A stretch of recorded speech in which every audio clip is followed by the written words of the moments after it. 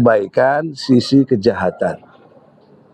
Terjadi perseteruan karena dalam konstruk ajaran Islam kebatilan pasti lenyap apabila kebenaran datang.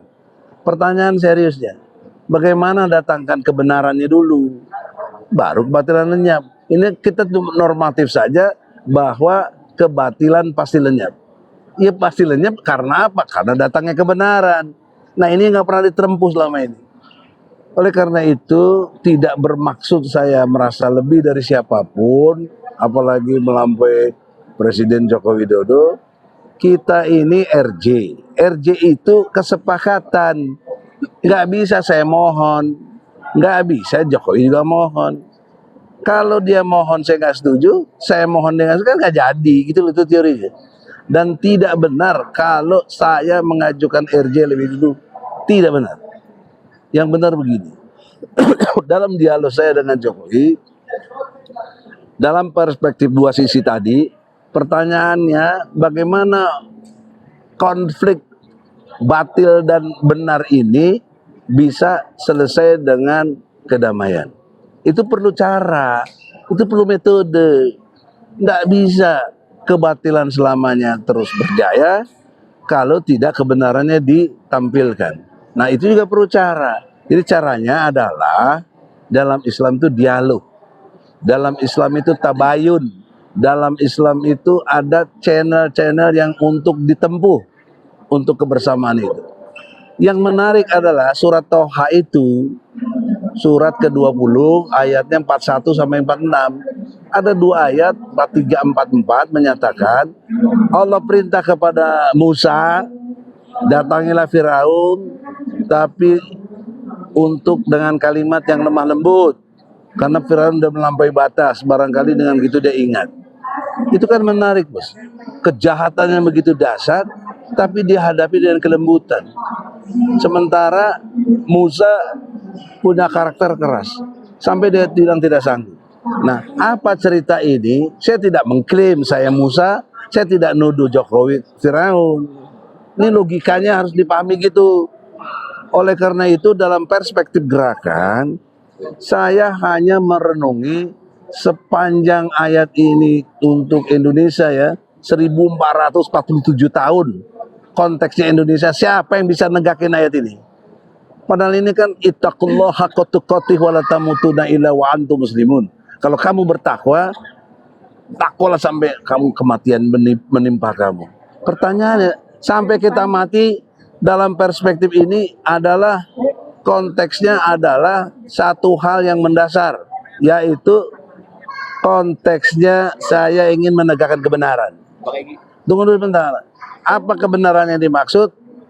Saya dituduh tersangka, bahkan ditersangkakan, dan kemudian kita menjadi dicekal, dan kemudian kita akan menghadapi proses.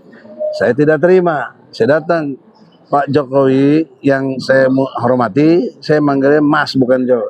Walaupun saya lebih tua, saya bilang Bapak 61, saya 59. Tapi saya panggil Mas, penghormatan. Bapak punya kapasitas presiden dan lain sebagainya. Sekarang mantan. Nah untuk itulah di dalam pengertian ini saya berharap jangan salah info. Saya kesini mungkin Bapak terima, mungkin pembisik-pembisiknya menyatakan Egy datang mau minta maaf. No way, jelas ya. Saya datang bukan untuk minta maaf. Ini saya sampaikan depan beliau. Saya ingin menegakkan kebenaran. Kenapa? Karena saya tidak pantas ditersangkakan. Satu, saya advokat. Advokat itu punya undang-undang, namanya Undang-Undang tentang Advokat nomor 18 tahun 2003 pasal 16. Kedua, saya melapor lebih dulu. Tapi kenapa dilapor balik? Ini bertentangan dengan Undang-Undang nomor 31 tahun 2014 pasal 10. Ya, tentang Undang-Undang Perlindungan Saksi dan Korban. Yang ketiga, saya belum pernah disidik, bertentangan peraturan Kapolri ya yang berkaitan dengan penyidikan. Harus disidik dulu baru jadi tersangka. Kenapa saya ditersangkakan? Kemudian yang keempat, saya punya legal standing. ilmiah dari Dr. Muzakir dari guru besar atau apa dia di di UII Yogyakarta. Nah, dia menyatakan dalam LO-nya, legal opinion, Egy Sujana tidak pantas ditersangkakan.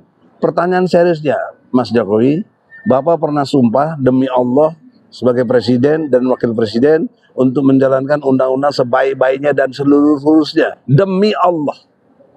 Pasal 9 UUD 45. Kenapa undang-undang yang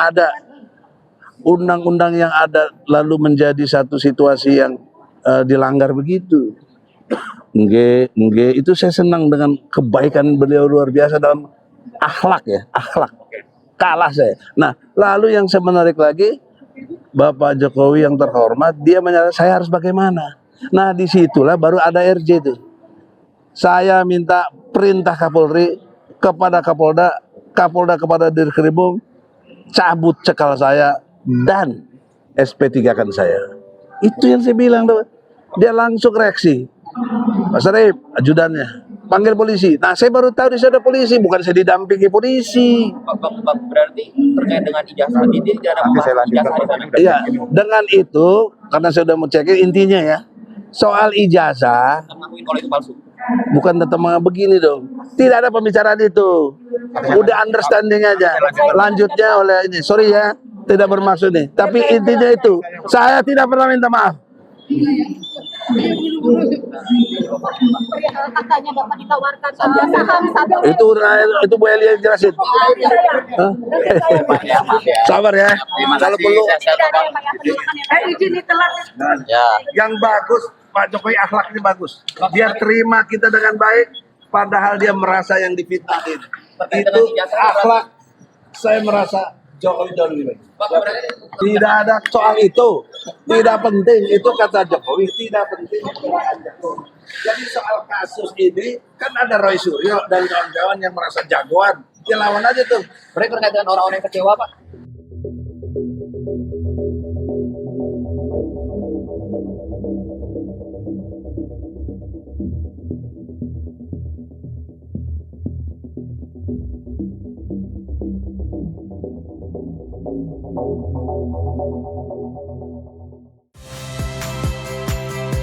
Saya Friska Clarissa. Saksikan program-program Kompas TV melalui siaran digital, pay TV, dan media streaming lainnya.